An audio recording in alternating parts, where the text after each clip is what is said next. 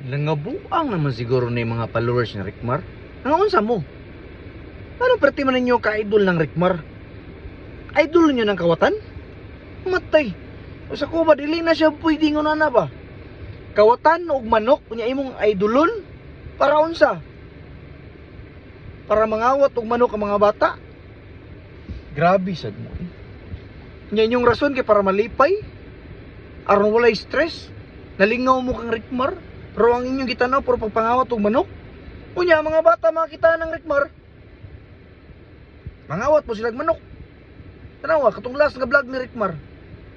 Nagbago na daw siya. Unya, so klase pagkabaguha. Nga ang itlog mo nampoy kikawat. Kamu mga idol, wag gyud mi klaro. Nawar gud ninyo. Kung unsa yung gipangbuhat ang Rickmar, puro ra gyud pagpangawat. Iklaro ni mga tawhana gyud. Kabalo mo nga nang nasuko ko ninyo? Ha? Ngayon nang gipalo gi idolo ninyo na si Rickmar? Anong laglagot ko? Kinagpatudlo magugong Rickmar kung sa pagpangawat og manok. Yawa jud ko replyan sa buang. Oy Rickmar. Misis biya ko sa imo. Tudloy ko ba sa pagpangawat og manok para makabalo pug ko. Ikaw ra man si pangawat.